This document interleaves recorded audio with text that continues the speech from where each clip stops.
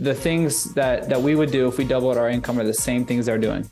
Give, save, invest, build. So it's kids getting into private schools because they can now pay private school fees. That's generational change. A lot of people are coming back for a second motorcycle, so they're investing. So they're going to take their motorcycle to the village and they're going to lease it to somebody at a lower rate, if you will, as a used motorcycle, come back and get another one. They're starting to build homes. They're building businesses. A lot of them you see start businesses with their spouse in their town. So you might have a secondary shop, a tailoring business, some sort of ag company.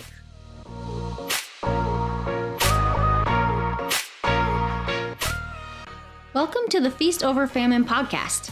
On this podcast, we're navigating the tension that we find where mission and profit collide.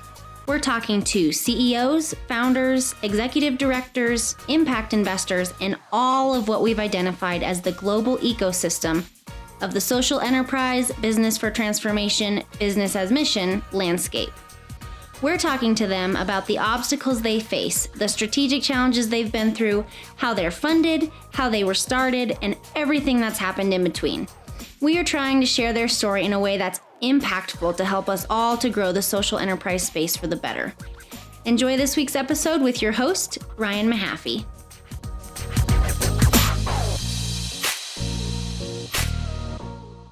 All right, everyone. Welcome to another week of the Feast Over Famine podcast. Really stoked for this week's episode that I feel like I've already been recording for 45 minutes, but ready to hit record. We've got Jared and Colin from Pureflow, which is a cool company that I've heard of for years. And it's been a cool, what seemingly like staple of the social enterprise impact investing world. If you're in that world, you've probably heard of them in some regard or heard of someone who's invested in them. And so I'm just really excited to have them on and talk about what they're doing. So guys, welcome to the show. Welcome to the podcast. And this should be fun. Thanks, man. Awesome. Excited. Wish we were in the mountains looking at some snow, but we're stuck on the East Coast with rainy weather today. Nice and drizzle. The first 45 minutes that we're supposed to be recording talking about Zwift, which is perfect for either of us at this point, is our nerdy indoor bike training. That's it, man. We'll see if anybody comments on that, and then we can have a second podcast. Yeah. Like a dad entrepreneur Zwifting podcast, some combo of the struggle of the three of those things. That's what needs to happen. Mm-hmm. All right. Well, so give me, I want to know the backstory, all the stuff. We're going to talk about impact. We're going to talk about your investment raise, all sorts of fun stuff, but give me the quick 60-minute or 60-second overview of like Pureflow. Who are you guys? What do you do? How do you do it? Just quick overview. And then we'll kind of dive in from there. Awesome. Well, Ryan, I'll start it out in the beginning. So back in 2017 is when Pureflow started. It actually stemmed from an opportunity to look at a sustainable way to fund an organization that I was working for in Uganda. So when I was in college, spent some time overseas in Uganda, serving some churches, some schools, built an organization from my time there, then was looking for sustainable approaches to build businesses. And motorcycles was an avenue that was clearly right in front of us in these remote villages that we were serving. And so Pureflow was grown really, started from just 6 motorcycles. So we launched six motorcycles back in 2017. And it wasn't until about 2 more years later until Jared came on. And so I'll fast forward and give Jared an opportunity to share from there. Yeah. So Colin and I knew each other from Liberty University, where we had both went to school, obviously went separate paths. And then as God would have it, 5 years later, so this is the beginning of 2020, Colin was kind of stuck back in California for a little bit due to COVID. And we had a mutual friend that connected us. And so I was coming out of like the startup space in Atlanta. And I loved just the path of entrepreneurship, the opportunities that it could create for people, and to have impact. And I kind of always wrestled, Ryan, with the ministry and business, as I'm sure a lot of people have. And what is our role in that? The sacred secular. Now I've learned these words. Divide was a big thing in my heart and mind. And so for my wife and I, we've been praying for an opportunity to be a part of a business or organization overseas. I thought it had to be a nonprofit. And so that's kind of what the doors I was trying to push open. And then after years of praying, this door opened completely, out of the blue. I wasn't even in the same room as this door. And it was a connection to Colin. And he kind of simultaneously had been looking for a business partner. And it was really cool. And it's been really cool to see what the Lord's done in bringing together two people that have different backgrounds, different experiences, and how they really do come together as missing puzzle pieces to ultimately serve a team and alongside a team to serve as many people as we've gotten to serve, and that we're praying the Lord will continue to bring more to us. So that's kind of how we got connected, and we've seen some crazy things happen in the last 2.5 years. Awesome. Yeah. So give me, how does it work? Like, give me that overview really quick of like, what is it even that you guys do? Yeah. So high level, there's a gap in most markets around the world, and that is access to affordable financing. So I think for probably most of your listeners, on the three of us, we have access to affordable loans to finance things that generate wealth and build wealth. Yep. Right. And so the challenge when we think about, I think, alleviating poverty or some of these other words we would put around that, is that there's not access to just low interest loans where people can finance things that build wealth. So think from education to homes, real estate, land, to businesses, all these things that we have access, and we probably all have financed at some point. Most of the world doesn't have access to that. And so what Colin did, kind of, I think, Colin, you could probably agree with this, accidentally, was he became a solution to 6 people for that problem. And now we've kind of better identified it. So what we do is we finance income generating assets for people ages 18 to 80 that don't have access to that through traditional methods, which would be a bank of some sorts. And when you have broken systems with banks, like, you're going to have natural challenges for people that don't have credit scores. They don't have a history of taking on loans. And so, I mean, rightfully so, anybody with a logical mindset would say, don't lend to these people. And so we do it. There's other people that do it as well all over the world. It's not risk-free. And so kind of in our model, one of the ways that we combat the risk is very clearly the way of Jesus, and that is getting people around the table and sharing meals together, fellowshipping with one another, asking the Holy Spirit to come and move amongst our customers and our team. And so basically how it works is people are paying off a loan for the loan products are 1 year, 1.5 year, or 2 years. And they put a down payment down on this motorcycle that they use to generate an income for themselves as a taxi. Then they come and they make a payment every week for that duration. When they make that payment, our team welcomes them in at one of our branches, and we have a seat for them at a table. They make a payment. We share a meal with them on our dime, and we open up the Word of God together. And so for 2 years, for most of our customers, which we call members, they're exposed to the Word of God and the people of God as they're trying to figure out what's happening in life, what's next. And they're moving towards financial freedom of this income generating asset. That's awesome. Yeah. And when we've talked in the past, I didn't remember, we hadn't talked about like the missiology piece of that, like what you guys are doing, inviting them in and experiencing that table and piece of that. How is that piece integrated? Like, how is that? Obviously, like a traditional bank, someone can come in and it's like, hey, you want coffee, you want water, you got to make your payment. I mean, normally it's just online or something. So you guys are like up leveling that on that level.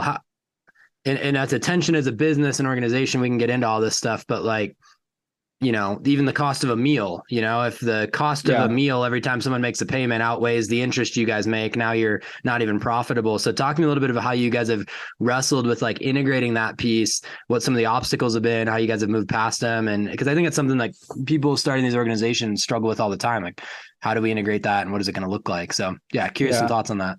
I'll share high level, and then I'm going to give it to Colin, because I think the origin story is really where you find the answer to that.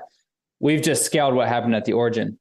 But if you think about it, like you just mentioned, Ryan, most banks, most people that are doing what we're doing, like when I make a payment on my truck loan, they just want to pull it out of my bank account. They don't want me to come into their branch. Like that's a hassle for them. And the reality is there's enough systems in place to combat the fact that if there's not money in my bank account, there's stuff that can happen. There's collateral, there's other things that that they can come after. And so most businesses, if we're thinking just high transactions, we're not really building relationships with the customer that we believe we want to and can, that offsets that risk. And so that's where the table comes in. And so it kind of goes back to the original 6 that I'll let Colin share about. Yeah. Thank you, Jared. It really is from the beginning, Ryan. It was one of those non-negotiables. It was one of those things that we put into the contracts that we said, okay, we want to be able to extend financing options to you, but ultimately we want to build relationships with you. We want to see you far beyond moving to ownership of this asset. We want to see far beyond what we can see here in 2 years. And we want to walk this journey with you. And just the relationship driven model. I mean, we use Jesus as the prime example and the way that he met so many different people at a table. And that's really what we did. Like Jared said, is we opened up our doors. Our very first fellowship meeting was in our living room. And we had 6 guys just gather around the table, and we got to open up scripture. We got to pray, and then release these guys out into their field of work.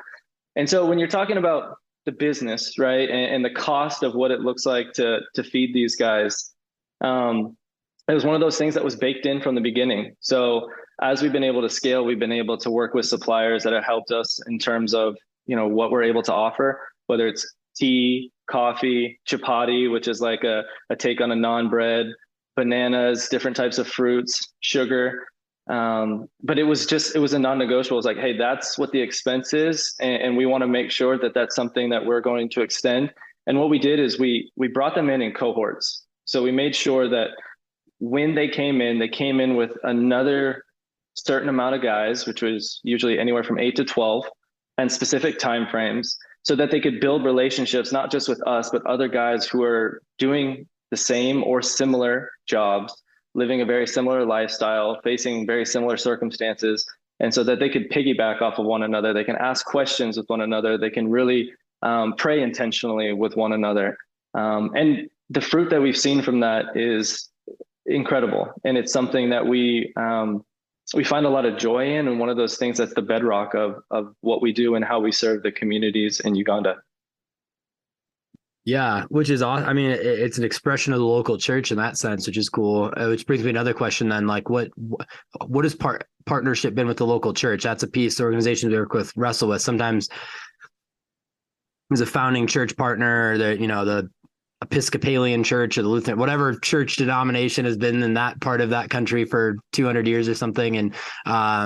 And then those relationships sometimes like sever and they just go different ways. Sometimes they're really good. Sometimes they just do it without that. What's been kind of like essentially what you guys are creating with those cohorts is the outpouring of the church and discipleship and stuff. But, I think long haul, it's really good if Pureflow, I think you guys would agree with this, like isn't at the helm of that. And it's like the local church actually happening. So I'm getting really deep on theology and missiology here, which is fine. That's great. That's what this is for. But how have you guys navigated that piece of it? What does that look like? Yeah, we can say, especially when we started to probably up until halfway through this year, we were partnering with the local church. So especially when it came to that time around the table and how we were structuring that, who was sharing, who was guiding and leading, and who was there to foster the questions that were being asked afterwards. We really wanted somebody that had a solid theological background and understanding of the gospel to be able to share, preach, teach. And it was coupled with our team. Our team was very active in the way that they served them around the table. Over the last 6 months now, we've been able to build out the foundation side. One of the struggles, honestly, Ryan, that we found was especially the local church in the areas that we're serving, their availability to continue to partner with us, because we were growing and we were having, what turned in from like 2, 3, 4 fellowship groups in a week turned into 3, 4, 5 fellowship groups in a day. It just kept growing and expanding and growing and expanding. And it was really hard for the availability of that partnership. And so we set out to find spiritual directors at our branches to be able to continue to serve. And so still keeping that partnership open, but not as proactive as it was earlier. Cool. And one of the things to note too, this is, I think, where at least for me, as from a Western mindset at first, I asked the same questions, and the understanding that we're trying to assume that they don't work on Sundays. That's the first assumption we're making, so that they are available to go into a local church on a Sunday. Yeah. And I think the coolest thing is that, I don't know if we have any women actually as customers right now, maybe one. No, they've three, but they own the bike. They don't drive them. They just own them. Okay. So really we're dealing with, thousands of men, which is awesome, because for a lot of ministries, it's tough to reach these men. It's tough to reach men in general, I think, but it really is tough to reach this population of men. Yeah. And when we talk about a population, let's get this in perspective. Uganda, around 48, 50 million people in a country the size of the state of Oregon. And the last numbers we heard are around 1 million of these, what we call boda drivers. So taxi drivers. So 1 million people are doing this one thing in this country. So let's deal with this big population now. So don't limit yourself to think Ubers in New York City. Like, let's go a little bit bigger. And they're everywhere because you need them. So with that, let's now look at the reality of we're serving a couple thousand, and they're not able to go to church on Sunday. They work in 12, 14-hour days, 7 days a week, all the time, never stop. We think that it's a pretty cool opportunity to, I think, look like the local church and act. And again, there's some leadership functionalities in that we're totally with you. We're talking kind of on that missiology stuff. But I think the cool part is that we're getting an opportunity to have a conversation around the Word of God. And we're praying that the Holy Spirit will do what the Holy Spirit does through that obedience and creating that space, because of the restrictions that are naturally on these guys, that they're not going to go to a normal church service on a Sunday. Yeah. No, that's cool. I love that answer. And there's a lot to wrestle with in there, but you need like a portfolio of ministries to reach and be able to be available, like the Sunday thing. Like if every person who was in Uganda trying to have an impact was in church on a Sunday morning, then all those other people that aren't there, like it's not going to work. And so I think it's fruitful to have a bunch of that stuff. And you guys aren't just having an impact like spiritually, obviously that's a big part of it, but I mean, you guys are having an impact just on getting capital into the country and being patient with the capital and caring for them. What about the like business coaching or anything like that? Like how much of that are you guys? So like you need these guys to be successful, disciplined, working hard, all that kind of stuff, so they have the money to pay. Like what does the integration of that look like for you guys? Yeah, absolutely. I mean, we talk about this all the time, but we're looking at how much value can we pack into this 2-year journey, right? We get some, Lord willing, 104 opportunities to sit around the table with these guys and open the scriptures, pray. But also there's challenges that are presented at the table. There's real life circumstances. There's opportunities for growth. There's opportunities to save. There's financial hardships. There's family. So we really want to come to the table ready and prepared to address any of those, and to educate and encourage through any of those. And definitely finances is a huge one. I mean, we're dealing with guys who, for the majority of their life, are living day to day, right? What comes in off of 1 ride, 2 rides, 5 rides, 10 rides is what's going to put food on the table, whether lunch, dinner, and maybe a little something else.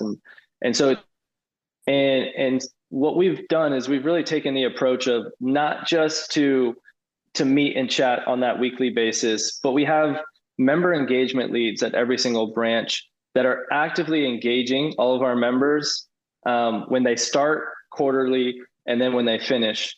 And then supplementing that, they're putting on events every single month at specific branches, going and furthering their education, whether it is around savings, investing, building, just a way that we can complement the package that we offer in terms of the holistic approach of serving them.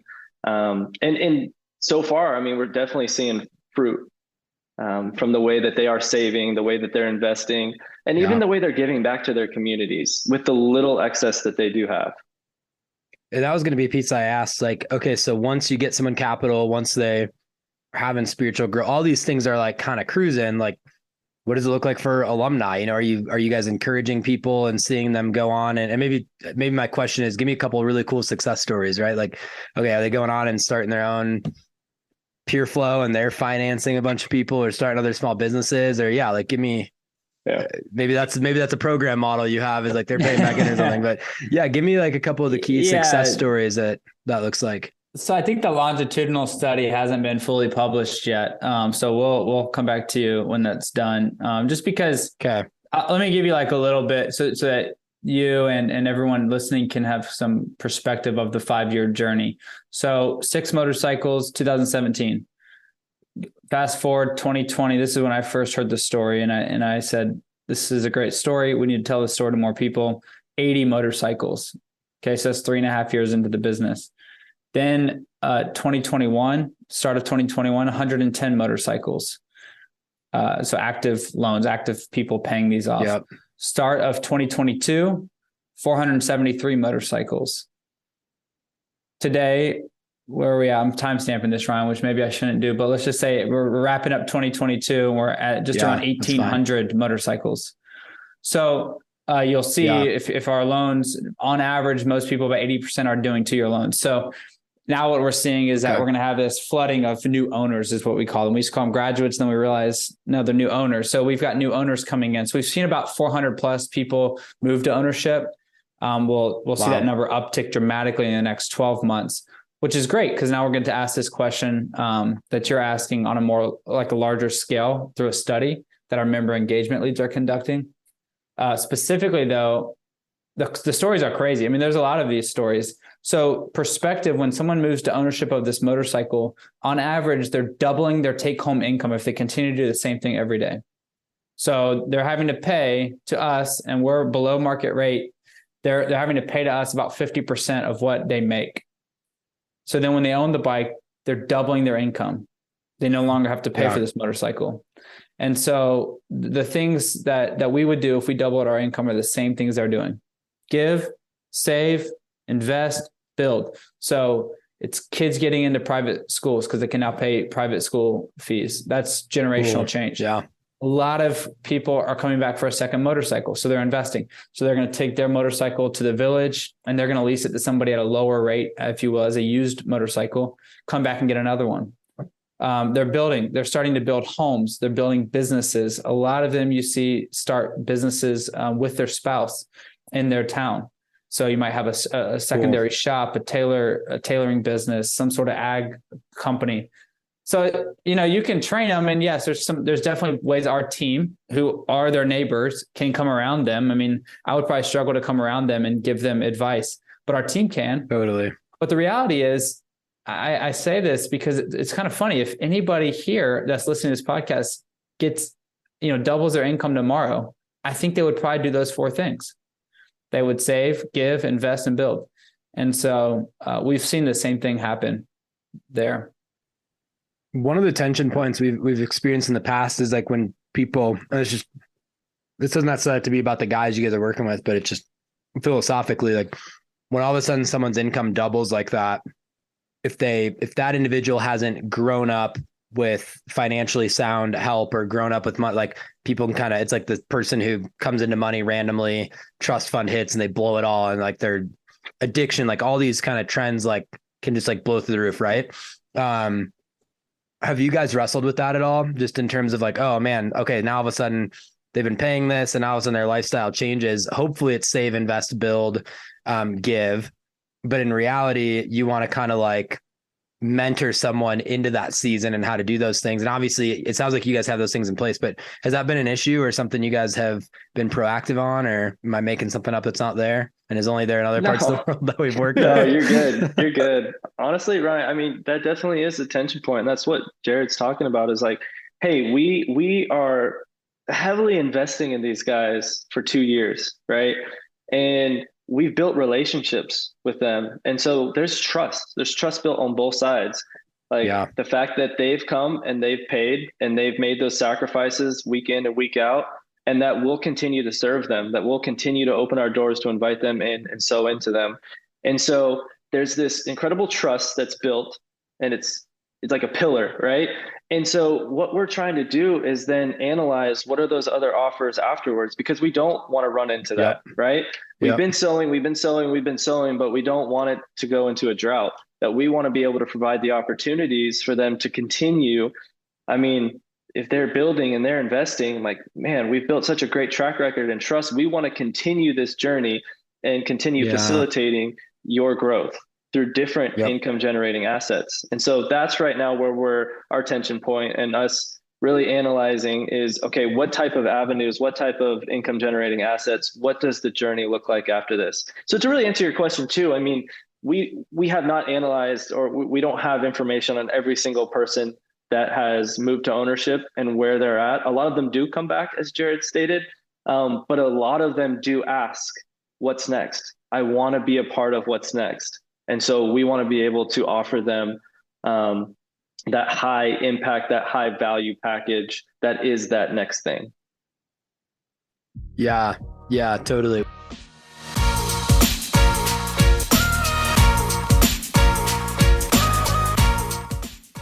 All right, everyone, I want to take a quick break from today's episode and just share a little bit about Impact Foundation, who's got an incredibly awesome model of using impact investment, charitable dollars, and funding tons of projects all over the world right now. But what if your investments could change the world? At Impact Foundation, they believe business with purpose has the power to transform society. Purpose-built for impact investing, Impact Foundation provides a streamlined way to fund businesses that seek social and spiritual transformation or make loans to charity, all while earning a financial return to grow your giving.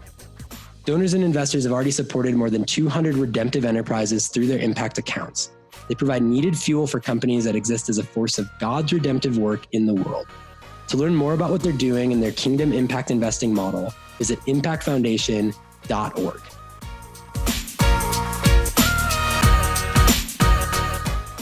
Well, and this gets me to, I guess, my next question I was going to ask anyways, but like self-sustaining income for you guys to become more self-sustainable long-term. If you're making a certain percentage off these loans, like, you know, paying, I mean, the two of you are sitting in the US right now. And so I know the tension of working in another country, the margins that you're getting from that, but then supporting and paying a team here in the States, like it can be offset. And so if those individuals are now investing in more bikes, they're taking the second bike to the village, you're doing those things, and you have more income streams, like you're up leveling the interest rates or whatever you guys can make off of it as a business. So it helps with that. So my question with all that though is like, what is your guys' earned income sustainability? Like, how is that going?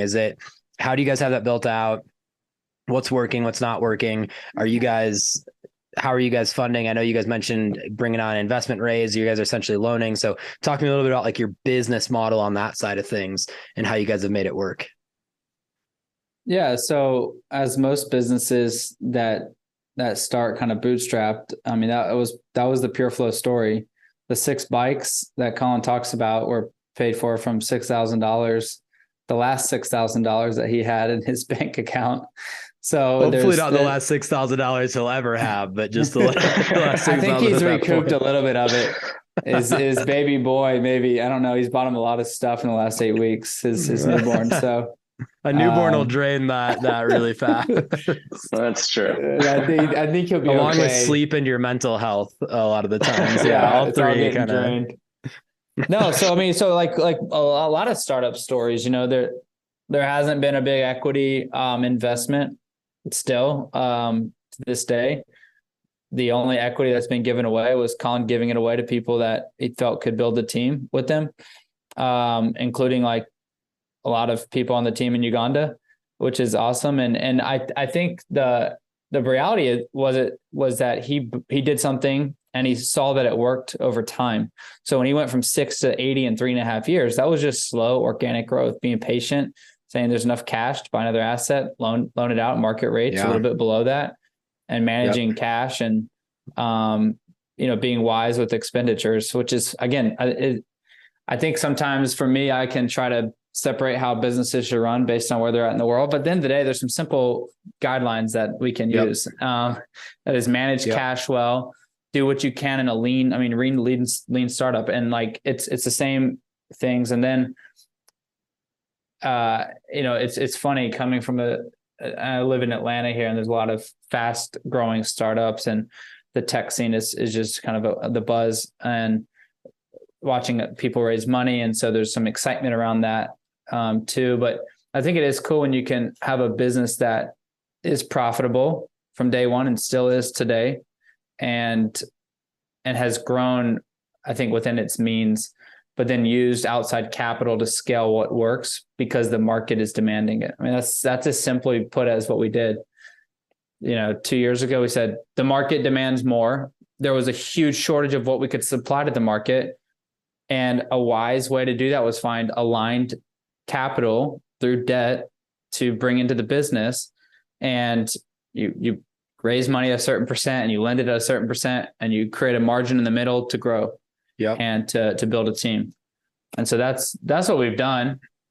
Are there other ways to raise money? Yes. Could we go without raising money? Yes. But I think it comes down to simple principles. The market demands something.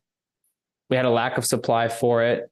We felt like we could raise to meet that supply.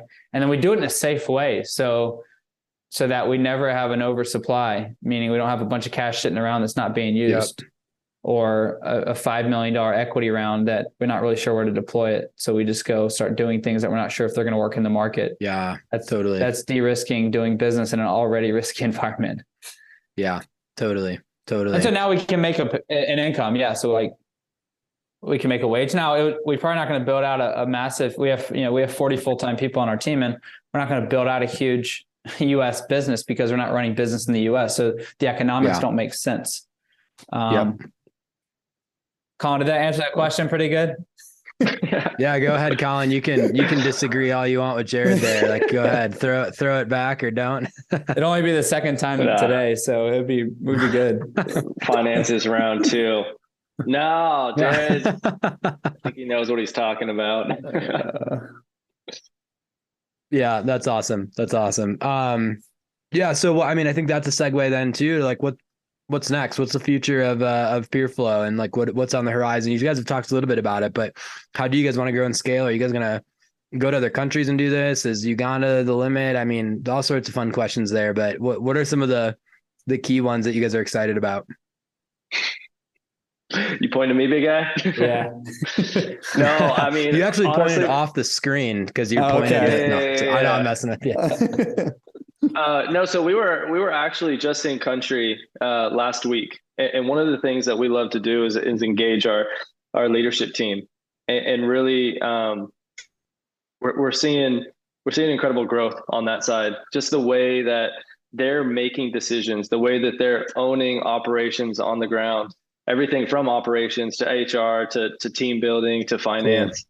Cool. And so I think right now too, especially in this upcoming year, is we're really seeing a lot of the key decisions and a lot of the key growth strategies deriving from our team in Uganda, and not just throwing key figures out there or not just going on a whim, but really understanding how we're getting to that and the why behind it, which is what excites Jared and myself, but also moving forward. So yeah, definitely building teams. And also what we talked about earlier, Ryan, is what's after the 2 years, right? If the trust is built and that time has been sown, and like we really want to continue to serve our members and continue to serve them well. So we're really praying into those type of opportunities and the innovative approach, not just throwing any old asset into the portfolio, but really being creative and innovative in the way that we can serve them beyond the 2 years. Yeah, totally.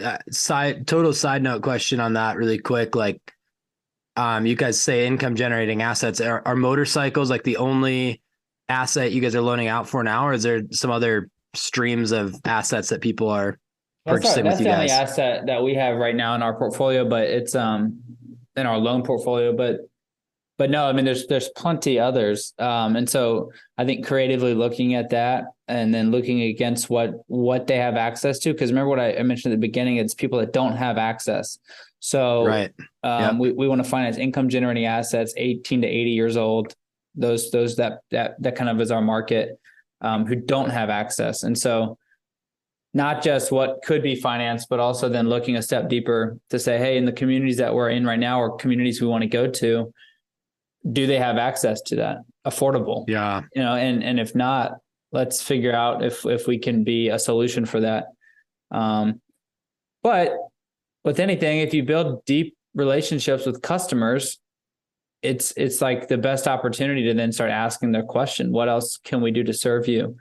And for us, we love that, because if we continue with kind of some of these guiding principles that we're going to have people come and interact with us, we don't want them to stay away. And for us, it's like, we're just increasing the time and creating a longer runway for us to build a relationship. And I think that if we put the right people in the office serving them, and we can talk about this later, but we're pretty like hospitality driven, which sounds really weird. Most people would not think we're in the hospitality business. We 100% think we're in the hospitality business because let me give a step back. Hospitality, I'll give my own definition, and I'm going to go on a rant here and Colin's laughing, but hospitality, like the way I define it is someone hospitable. If I go to their house, do I want to come back to their house?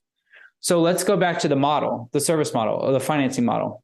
The microfinance around us, other banks, they don't want people to come back. Like I said earlier, the credit union that I'm getting a loan to my truck for doesn't want me to come back.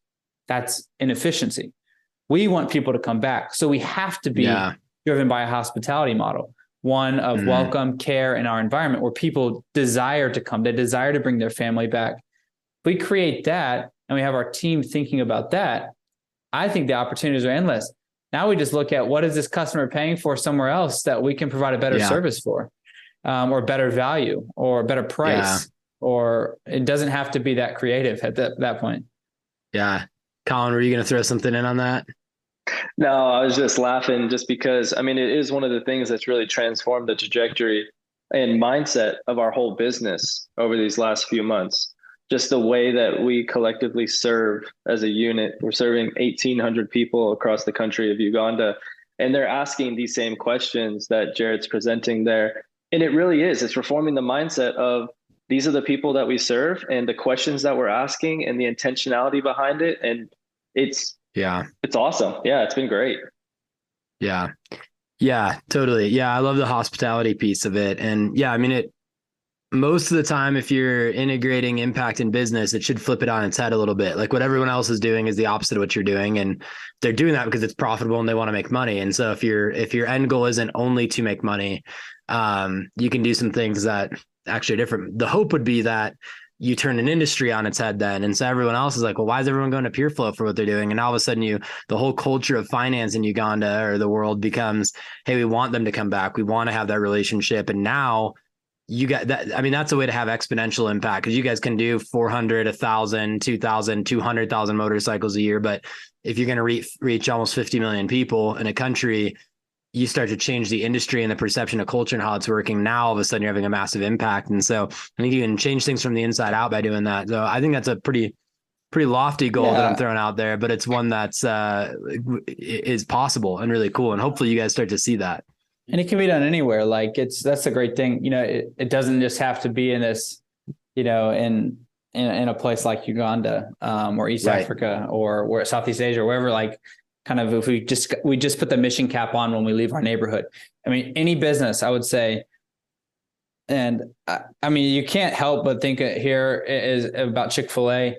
When you think about what you just said, what they're doing is they're creating a place people want to come back to. When people come back there, they spend money there. When they spend money there, they make money. That's just the reality of it. And so now, even if they come through the drive-through, it's like, that's important. And so they're thinking about hospitality in the drive-through. And what does every customer want, Colin? They want, this is what Horst Schulte talks about at Ritz-Carlton. They want a product or service that's default free. They want it on time and they want to be cared for. If you do the first two without the third, it doesn't matter. And if you just care for them, but you don't give them a product or service that's default free and on time, it doesn't matter. They're not coming back. And so you do those three things. I don't care what business you're in, people will come back to you, whether we're talking physically, digitally, whatever it is. And that's where you make money, when customers come back. And so that's where I think we have the opportunity, if we really focus on that and we're playing the long-term game, which we are, then there's a lot of upside for the business and for the impact down the road. Yeah. Yeah. And you guys are in a cool season of that because you're basically on this cusp of 5-something years of being around, and you're having that first round of people coming through and you're getting critical mass. And now you're saying, oh, wow, like you can take that learning and really scale into a new season in a cool way. And so that means in a couple of years or next year or whenever, we got to have another podcast episode to hear how it's going. Cause it's not, you're not saying here's the end game and we're status quo and this is what's happening. You're not saying we did it already, but it's an ongoing thing, and it's cool to learn and kind of grow. So we'll have to have you guys back on, but yeah, thanks for hopping on today. This was a lot of fun. I enjoyed it. And I'm excited about what you guys are doing. Hopefully when we make an Africa trip here, I can pop in and, I don't know how I feel about riding a motorcycle around the streets of Uganda, but you guys can convince me. Ryan, I got you, man. You can hop on the back of my bike. I got you. Well, I think that was more the fear.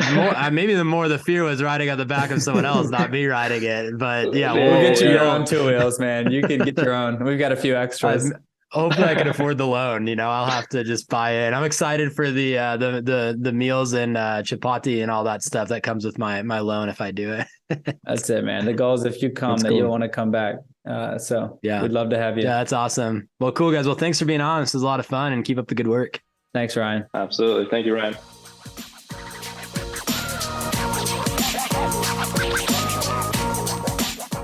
All right, everyone. Thank you for listening to another week of the Feast Over Famine podcast. We are so thankful you guys are here and listening. As always, hit that subscribe button on your favorite podcast listening apps. We would love to keep you guys up to date on new episodes that are coming out, when we're launching new episodes, when we're launching new seasons, and everything in between. So when we're in season, episodes are dropping every single Wednesday. Hit that subscribe button. Make sure you're up to date. Also, if you're loving what we're doing, be sure to follow us on Facebook, Instagram, LinkedIn, where we're constantly posting about our projects, what they're doing, what kinds of things we're working on. We'll recycle some podcasts, things about our partners, all sorts of fun stuff that you want to see. So hit us up on Facebook, Instagram, LinkedIn, all that kind of stuff, and check out what we're doing there. And yeah, we're stoked that you guys are listening. We hope this has been really fruitful, and we will catch you guys next week.